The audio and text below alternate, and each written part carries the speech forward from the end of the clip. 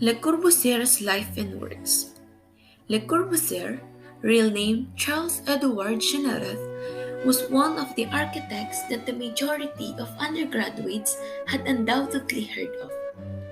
He was a prominent Swiss architect who gained recognition around the world for integrating the modern movement's functionalism with brass sculptural expressionism. On the suggestion of his sole teacher, he traveled extensively between 1907 and 1911 under the pretense of instructing himself in architecture.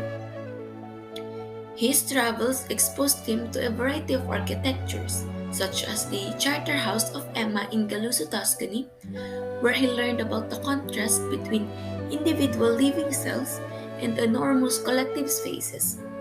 This served as the basis for his design philosophy for residential structures. Another was Andrea Pagliado's late Renaissance architecture from 16th century, where he learned about classical proportion.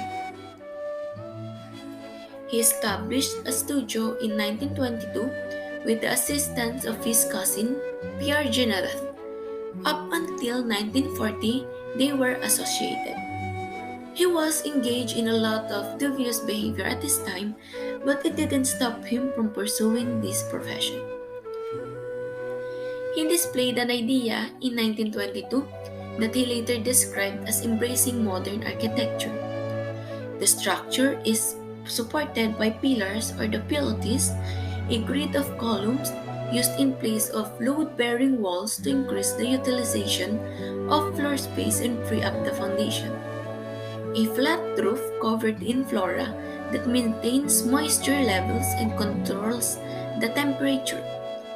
A roof terrace that can be converted into a garden in a substantial element of the building. An open floor plan, flexible living spaces that could adapt to changing lifestyles due to the absence of load-bearing walls. A facade without ornamentation, open and closed sections that allow the exteriors to purposefully connect or separate interior and exterior architectural features. The horizontal windows that cut through the non-load bearing walls to provide even lighting and expansive views.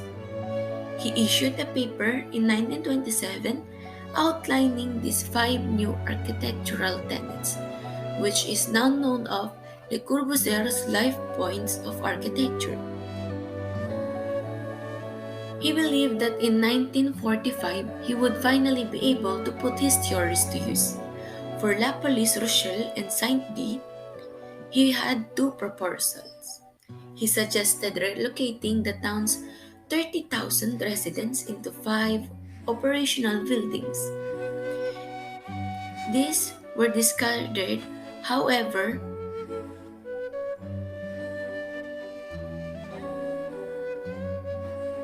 He was able to build a huge private housing complex because of the French government's unfettered assistance. The residential complex, which represented his idea of communal atmosphere, was commissioned to be built in Marseille. Works of Le Corbusier. The Villa Savoye. As he continued his career, Le Corbusier has created many projects that are very well known even today. The Villa Savoye comes first. This was listed as an UNESCO's World Heritage Site. Another feature was during his lifetime, only this particular structure in France received the approval as a national monument. His White Villas project came to an end with this structure.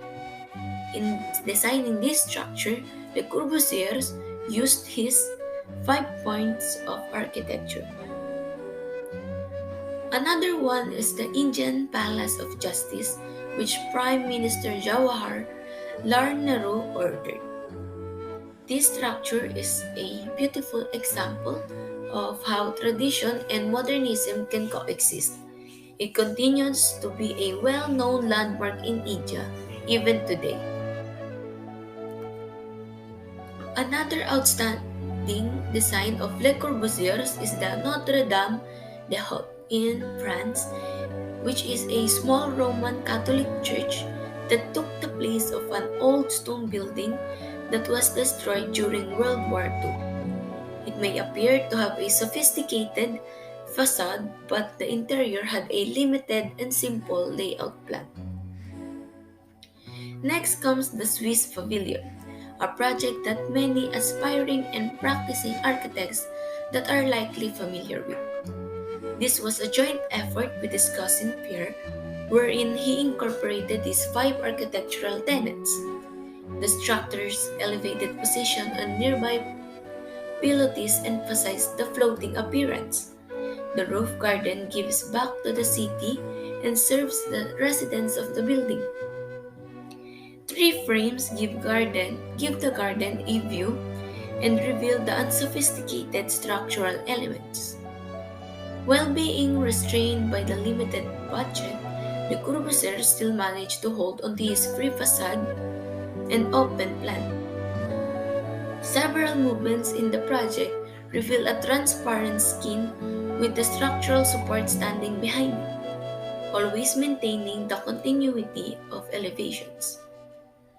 Moreover, the open plan itself is controlled with architectural elements such as stairs as well as furnitures, whether fixed or loose.